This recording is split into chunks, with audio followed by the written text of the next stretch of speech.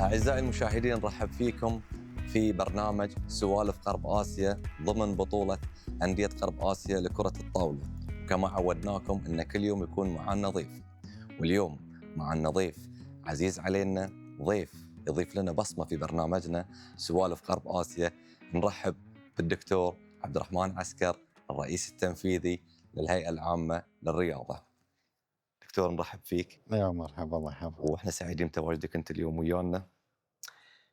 ولكن اليوم احنا عندنا كرة الطاولة، ونعرف ان كرة الطاولة من الالعاب العزيزة عليك. نعم. حدثنا عن كرة الطاولة، الله يطول عمرك وحبك حق هذه الرياضة.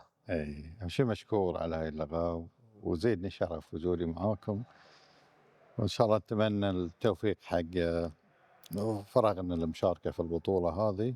أتمنى النجاح حق البطولة. آه، كرة الطاولة الله يسلمك هي يعني اللعبة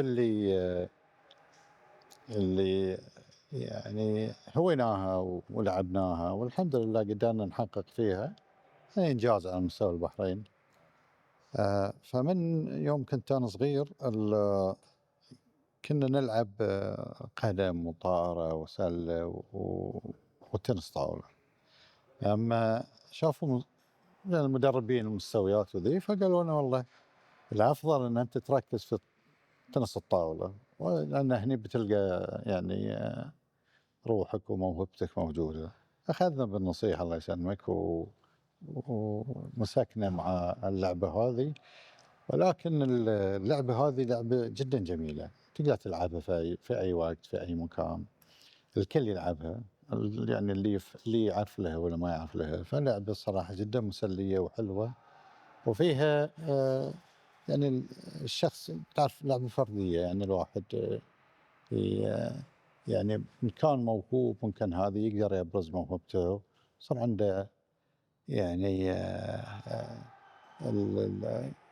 يعني الحافز انه هو فعلا يحقق، لانه روحه موجود على الطاوله. ويعني اللي شفناه انه يعني مثل هذه يعني مو منتشره وايد عندنا يعني، ولكن في شرق اسيا كانت يعني تعتبر في بعض الدول هي اللعبه الاولى والله الثانيه. اما عندنا كانت يعني موجوده الناس تمارس، ولكن مو على مستوى. فلعبة جدا مشيقة، نعم. شيقة ويعني والصراحة أنا لقيت يعني موهبتي فيها، والحمد لله قدرنا نوصل لمستوى المنتخب ونمثل البحرين وحققت بطولة البحرين. فيعني لعبة ذي حياتي كلها يعني. نعم الله يطول عمرك. مثل ما شفنا اليوم التشجيع، الجماهير، وشفنا الحماس بين اللاعبين والجماهير ايضا لتشجيع هذه اللعبة كرة الطاولة اللي هو تنس الطاولة. لا تقل عن كرة القدم والتشجيع والحافز اللي نشوفه من الجمهور واللاعبين. آه، دكتور، حدثنا عن موقف حصل لك مع نادي البحرين. أنا البحرين. جماعة في الكنترول قالوا إيه لي قالوا لي قالوا لي إيه لازم نقول حق الدكتور عن موقف نادي البحرين. أنا أساسا كنت ألعب في الحالة، نعم. برزت يعني كلاعب في نادي الحالة. وبعد ما تخرجت من القاهرة و... وجيت البحرين. نادي البحرين يعني قدموا لي طبعا تلعب معانا نعم. وكان فريق ما شاء الله فيه أبطال وفيه لاعبين فقلنا بالعكس يعني فريق بطل ونادي مهتم باللعبة، وتعتبر هي اللعبة هي واليد والقدم هم مركزين عليها. قلنا أبد يعني حاضرين، ولعبنا والله مع مستويات ما شاء الله، كان علي المادح والله يرحمه اياد وسلمان وما شاء الله يعني مجموعه من اللاعبين اللي يعني مخضرمين وزينين وابطال صراحه.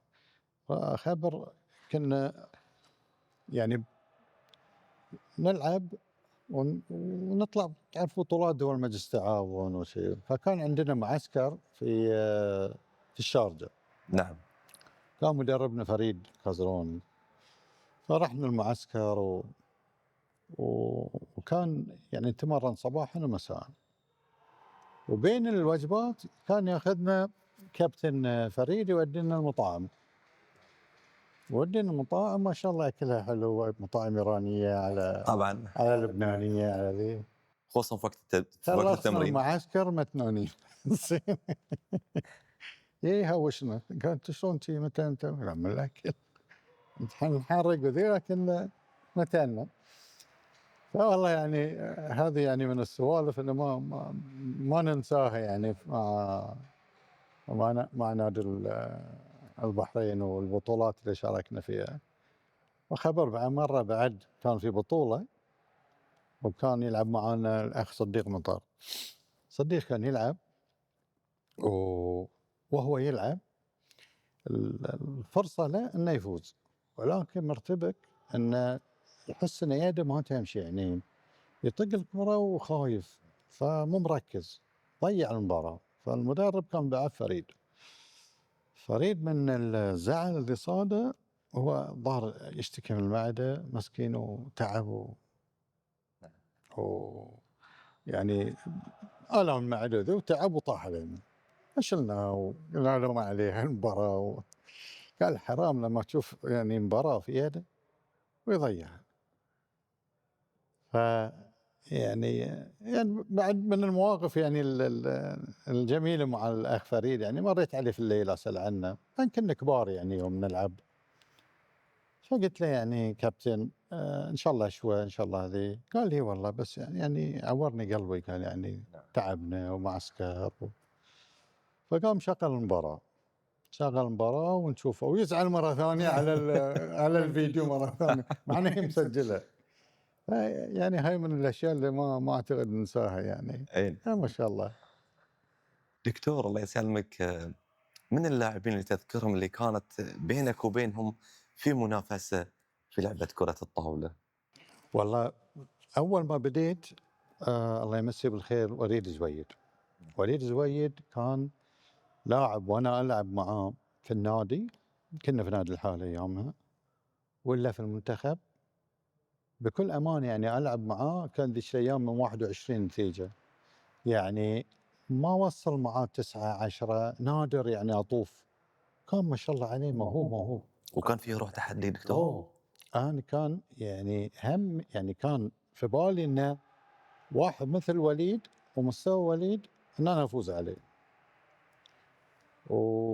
والله وصلنا نتمرن وانا يوت مع المنتخب وقمت ما اغيب، يعني اتمرن. كان الله يرحمه الأستاذ محمد ماجد كنت في الهداية، كان الصبح إذا عندي حصة رياضة يقول لي أنت روح العب تنس، لا تي الحصة، أنت تنس. أرجع أروح المنتخب من الساعة 4، أخلص 7 أروح النادي أتمرن من الساعة 8 ل 9:30. فكنت ألعب مرتين إلى 3 كل يوم، وحطيت على روحي نعم. كان عندنا مدرب اسمه مستر لي كوري، هذه كان مدرب يعني مستوى جدا عالي. وانا واصلت مع المنتخب ما اغيب والتزام ليه وصلت نهائي على بطولة البحرين اخبر سنة 82. انا كنت في مجموعة فزت في المباريات، ووليد كان في مجموعة فاز في المباريات. تلاقينا على بطولة البحرين. انا يوم شفت وليد يعني قلت بس راحت البطولة، وحسيت ان الاخ وليد آه يعني ارتاح انه يعني تعرف يوميا تقريبا نلعب، ولكن في ذي المباراة ربك سبحانه وتعالى وفقني والتوافيق والهذه فزت. اقول لك هاي كانت بطولة ثانية، يعني غير انه بطل البحرين انه فايز على وليد. فوليد من اللاعبين اللي يعني انا احب لعبه، وهو كشخص أنا جدا يعني أعزه، وصار في النادي مع بعض هذه هو. والله يرحمه إياد حمزة، نعم الله يرحمه. كنا في المنتخب ونلعب. هي يعني مستوى جدا ما شاء الله يرحمه، مستوى كان جدا عالي. لما تلعب معاه مباريات فيها حماس. فيعني هذه صعب تنسى المستويات هذه اللي انت لعبت معاها. اكيد كل المنتخب كانوا زينين صراحه، اخ سلمان، غسان، حمد، خالد عبد العزيز، محمد، المير، بعد اخاف يعني ناسي اسماء، بس كلن يعني في اللعب ما شاء الله عليهم، يعني كانوا يعني كلن تارك بصمه، يعني مستوياتهم وايد عاليه.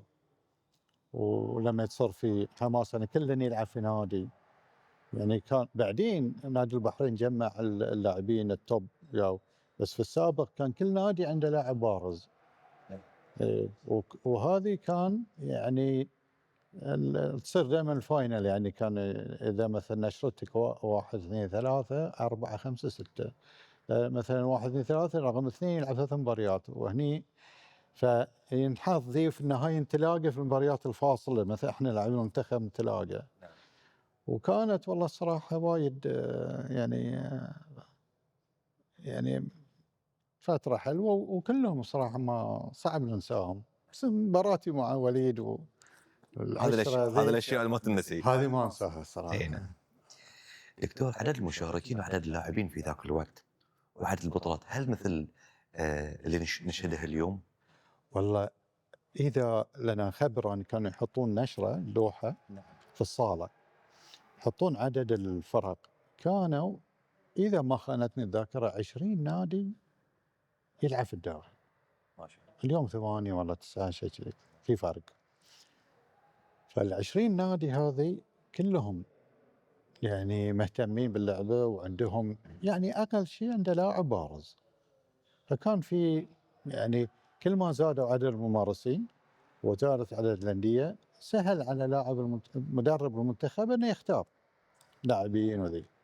وخبر الخطوه الزينه اللي سووها الاتحاد في ذيك الفتره، جابوا اعتقد 7 ولا 5 مدربين كوريين، كان عندهم علاقه طيبه مع الاتحاد الكوري. المدربين ذلين قاموا يدربون كل الانديه، يعني ما يدرب نادي معين والله المنتخب، وهو ترينر مع لاعبين المنتخب وهو موجود. احنا الانديه كانوا يسمحون لنا نروح الصاله ونتمرن وهم ذلين يدربونا. ذلين هاي الخطوه ذي ساهمت ان طلعوا لاعبين وايد على يد مدربين يعني مميزين ومحترفين كوريين. هاي كانت وايد زينه. اما الانديه اعتقد كانوا 20، يعني عدد عود. نعم. ايه وكان في حماس يعني صعب تعرف من بياخذ الاول، يعني فيه مفاجآت. الاهلي يطلعون، حال يطلعون، سنابس كانوا يطلعون، ديه كانوا يطلعون، سار يطلعون. فوايد يعني أندية يملكون خامات وايد زينة ولاعبين وايد زينين. وكان حماس الدوري وين تدش الصالة تبي تقعد ما تحصل مكان. طبعا ما في جمهور وايد لأن ما كانت مهيئة أن في مدرجات هذي، ولكن اللاعبين والإداريين اللي موجودين يعني ما شاء الله عدد عود. وهني تستانس تبدع لأن خبرك في جمهور، في ناس تطالعك في ذي، وانت لاعب تستانس يعني تبدع. وكانت والله فرص زينة وفرص حلوة. وما شاء الله في تنس طاولة يعني عندنا يعني كانوا يعني أسطورة. يعني أنا إلى الآن أقول لك أنا لحقت عليه على أواخر يعني أيام كلاعب توب، لأن عقب اتجه للسلة. لاعب صعب، بس إنه الحين تحس إنه مثل ذي اللاعب كان أشول، إذا يعني الذاكرة حالها. كان لاعب صعب، يعني تجيك كرات ما تعرف. أنا صغير ما لعبت معاه بس أشوفه صراحة تحس إنه لاعب مستوى راقي. عقب يعني علي المادح ما شاء الله كان يروح يعسكر في كوريا. نعم. وعلي المادح بطل، أخذ بطولة البحرين 7 مواسم ورا بعض. كان كاظم. فكان جيل هي ورا جيل، هي ورا جيل، هي ورا جيل. هذه شيء كان وايد زين. الله يحفظه الشيخ حياة كانت لاعبة. نعم. كان عندنا فريق سيدات وايد زين. أعتقد الأخت علوية، الأخت نادية، الأخت آه آه والله شوي نسيت شهرزاد. وفي والله في مجموعة من اللاعبات كانوا بارزين. ف ولعبته ولعب زوجي دكتور؟ إيه صار زوجي مختلط. يصير المدرب الكوري كان يخلينا نلعب ضد بعض. خبر مرة سوى مباريات آه، يعطي اللاعب، معطي مثل لاعبات 7-0 قدام، وانت عاد تلعب بدايته مهزوم 7 والدش. فكان اللعب والله حماس. كلهم يعني خوات وما شاء الله مستوى واخلاق. هو عموما لاعبين التنس يعني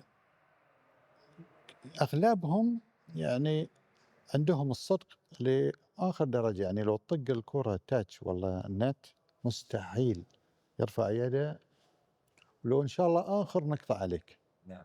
هاي بكل امانه في كل اللي شفناهم يلعبون معانا ولا ضدنا ولا في لاعبين تنس. هاي ميزه فيهم. نعم. امينين وصادقين ويعني عمره ما اخذ شيء ما لحق فيه. نعم. هذه ميزه موجوده يعني كانت في لاعبين التنس. وما شاء الله كلهم يعني تلقاهم خلينا نقول 90% متعلمين وعندهم ما شاء الله مستوى دراسي. اكثرهم كملوا ما شاء الله دراساتهم الجامعيه وصلوا الاغلبيه طبعا. فحتى المجتمع اللعبه ذي مجتمع ما شاء الله يعني مميز خلينا نقول يعني. آه ليه ما خبرك يعني اتحاد ورا اتحاد وما شاء الله. اليوم الله يعطيه الصحة والعافية الشيخ حياة ومجلس الإدارة عندهم جيل صغير وعندهم بنات وعندهم ما شاء الله مستويات وايد وايد وايد راقية.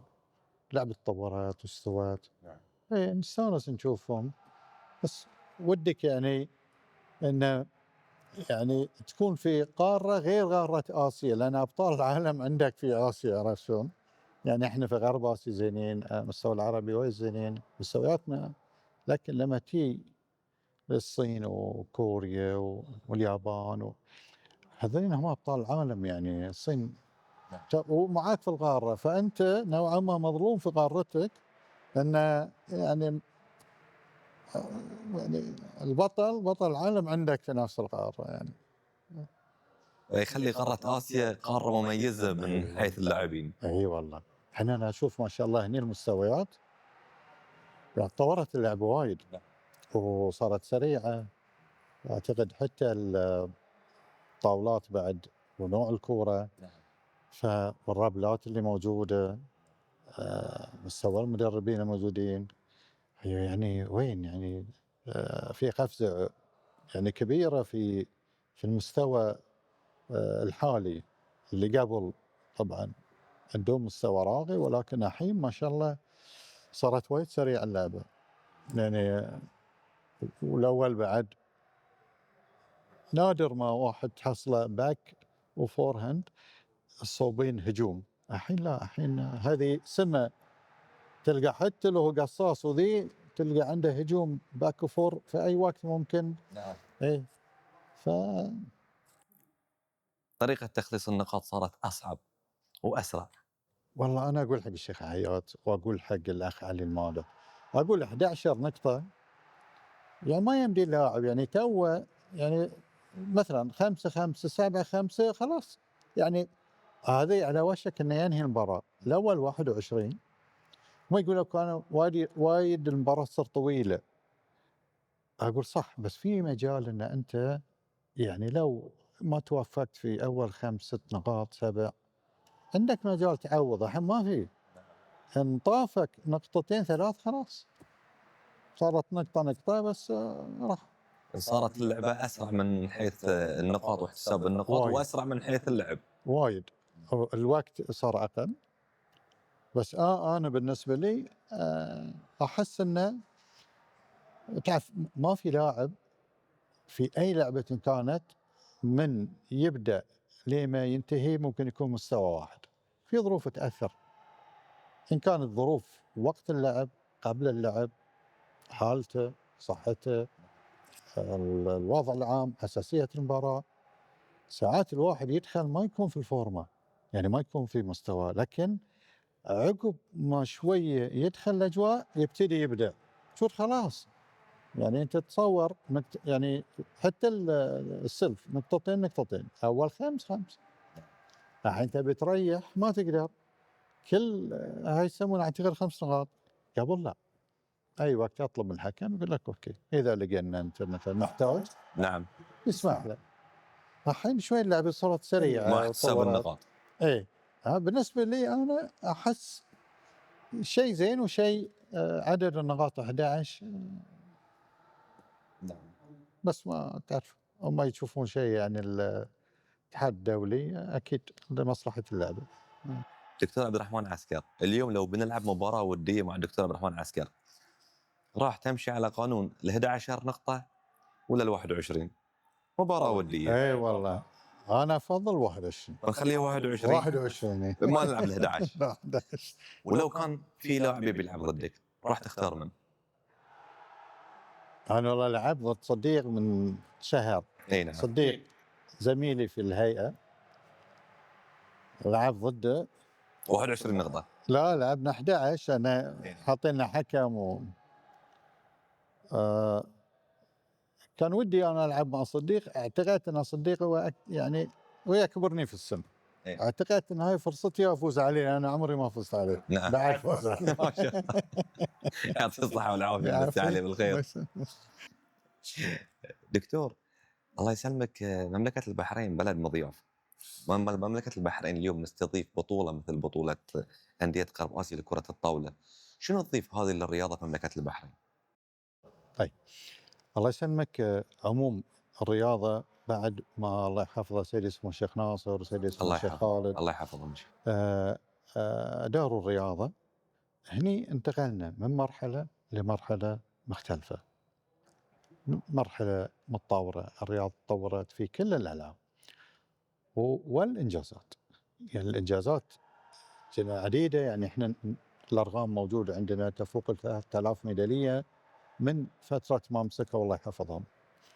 ففي هذه الله يسلمك في سياسات وضعوها في المجلس الاعلى لشباب الرياضه برئاسه سيدي اسمه الشيخ ناصر، هو تشجيع السياحه الرياضيه. فاحنا في الهيئه الله يسلمك، وسيدي اسمه الشيخ خالد هو الرئيس الهيئه العامه. فلما جينا نحط الاستراتيجيه عشان نحقق السياسات اللي حطوها المجلس الاعلى لشباب الرياضه، كان تركيزه على تحقيق هذه السياحه الرياضيه لما لها من مردود، ترويج للبحرين وحتى انتعاش الاقتصاد الوطني. ثالث شيء، هذه ممكن هي تكون محفز حق الاجيال اللي موجوده هنا. اليوم لما انا اجي اشوف المستويات، والله اجيب ولدي، والله اجيب حفيدي، والله اجيب، وتشوف وتولع. ولما اللاعبين اللي عندنا يشوفون هالمستويات واكيد فنيا بنتطور، واقتصاديا اكيد يكون لها. ثالث شيء الترويج. ترى اسهل شيء اليوم تروج لاي شيء من خلال الرياضه. فاليوم البحرين بما حققته من انجازات على مستوى الاولمبي، لو تروح اي بلد يمكن تبعد عن البحرين مسافه طويله، لكن يعرفون البحرين على الانجاز وعلى الاستضافات. لان اليوم الفورمولا الكل يعرفه، نعم، حدث عالمي كبير. الايرون مان الكل يعرفه، نعم. بطولة العالم MMA الكل يعرفه، البطولات اللي قاعدين ننظمها، فما بالك الانجازات والهذه. فانت تتصور دورة الالعاب الاسيوية اللي كانت عندنا 45 دولة يو، فوق ال 8000 شخص يو. زين 8000 هذنين ترى فيهم لاعبين ابطال او مشروع ابطال في LA. يعني بكره لو يروح لوس انجلوس ويحقق بداية بطولته بيقول لك كانت في البحرين. فيعني الاستضافات ذي لنا وللباقي، والحمد لله يعني الشيء الطيب انه كل اللي يوم يشيدون بالتنظيم هاي. والدليل الله يسلمك انه في روسيا كان في مؤتمر، لما استضافنا دورة الالعاب الاسيوية استضفناها بعد اعتذار كازاخستان في فترة 8 اشهر. زين، رحنا المؤتمر هناك حاضرين احنا وكان في اجتماع عام. وزير الرياضة مال اوزبكستان في كلمته تطرق على المستوى اللي قدمت البحرين في التنظيم بدون ما حد طلب منه، ولا يعني ان هذه، ولكن ما سمع وشاهده من تنظيم، وهو بروحه اشاد وامام من في مؤتمر عود في روسيا. هذه شهاده مثل هذه يعني معناته ان الشيء زين، والاثر اللي تتركه يبقى ويوصل. فالرياضه اعتقد هي يعني ترويجيا، احنا يعني ترويج لمملكه البحرين ولثقافه البحرين، لعادات وطيبه اهل البحرين. فهذه اعتقد الرياضه هي المحطه او الدرب الصحيح اللي ممكن ننقل هذه. ما شاء الله عندنا ارث ثقافي، عندنا ارث ما شاء الله رياضي. احنا البحرين الله يسلمك عندنا كتاب يعني أصدره الشيخ دعيل بن سلمان عن مئوية كرة القدم. يعني فوق 100 سنة كرة القدم عندنا. الرياضة عندنا في البحرين بدت فلسفة الرياضة من عصر دلمون كانت للصيد، إعداد الجيوش، التنقل. هاي كانوا اليوم قوارب، عندك تجديف، عندك السهام، عندك ذي. بعدين انتقلت الله يسلمك من تأسيس الدولة البحرينية، بعدين صارت ألعاب الشعبية، بعدين انتقلت فترة التعليم النظامي، صار في أندية 28 نادي محرك، وبعدين المجلس الأعلى تأسس، وبعدين ما شاء الله يعني التاريخ. احنا مو أمس واليوم في الرياضة، احنا تاريخ. فذي كلها هم يميون هنا بيشوفون أن البحرين ترى بلد عريق في كل شيء. ورياضيا الشيء اللي يهمنا ترى مو باليوم احنا صرنا ابطال، لا، احنا من سنين الرياضه عندنا. فبالعكس انا احس ان الرياضه ذي والاستضافات هذه ونتشرف طبعا نتعرف وتصير عندنا يعني معارف مع دول عديده، وصار عندنا اصدقاء وهم بعد. بالعكس يعني اعتقد هذه فرصه وايد زينه، والتنظيم يساعدنا حتى نوصل وايضا احنا نستفيد. نعم. دكتور، بما ان احنا في هاي البطوله واليوم شفت انت المنافسات بين الفرق، توقعاتك من نشوف النهائي؟ والله بس البوادر تقول توافيش طبعا هي. نعم، من الله ان شاء الله سبحانه. الله سبحانه وتعالى ان شاء الله يوفق. انا اشوف الحين شغال مباراه صار، ما اعرف كم صارت النتيجه. نعم. بس ما شاء الله ماشيين زين والفريق يعني ماشي بعد على قولتهم ستيب باي ستيب، وعارفين تعاملون المباريات. بس ما اعرف الحين مباراتهم صارت على نتيجه نادي البحرين. الحين شفته اشوف ان نادي البحرين يعني الاقرب للذهب، واذا ان شاء الله توفقوا وصار يبقى بينهم. ايه، حيل فريق قوي عنده بعد محترف وايد قوي. بس احنا الحمد لله يعني لاعبينا سواء البحرين او صار طبعا توب انهزموا، ونتمنى لهم ان شاء الله التوفيق. بس الناديين اللي بقوا عندهم 3 لاعبين زينين، مو لاعب واحد زين. فهذا الشيء اللي بينفع كرة الطاولة البحرينية متمثل في الناديين. البنات ما شاء الله الفارق باين حق بطلاتنا، وإن شاء الله يعني يتوفقون. وأنا أتمنى إن شاء الله لنا البطولة إن شاء الله يكون حق نادي البحرين، وإذا صار إن شاء الله، والبنات إن شاء الله حق نادي البحرين، لأن يعني أنا ودي إن مثل هذه الأمور يعني دائما نحققها، لأن أنا أشوف شلون يعني يوميا سمو الشيخ خالد شلون الله يتعب، نعم. وشلون يعني يتابع ودنا نفرحه إن شاء الله بهذا إن الإنجاز، شاء الله. لأن البطولة تحت رعايته إن شاء الله. إن شاء الله. إن شاء الله أن نفرح إن شاء الله. سيدي سمو الشيخ خالد، إن شاء الله. ويستاهل. يستاهل. يستاهل طول. الله يحفظك. طول عمرك. احنا حديثنا معك ما نبي نخلصه، واحنا جدا سعيدين بتواجدك. كلمة توجهها حق الرياضيين بهذه البطولة. طيب أنا إذا سمحتي، نادي البحرين بما أنه هو منظم وأنا أشوفهم يعني اجتمعنا معاهم، والاتحاد أو الاتحاد البحريني لكرة الطاولة ما قصروا، وتعاونهم مع كل الأندية الصراحة تعاون يشهد فيه، وهي معروف عنها.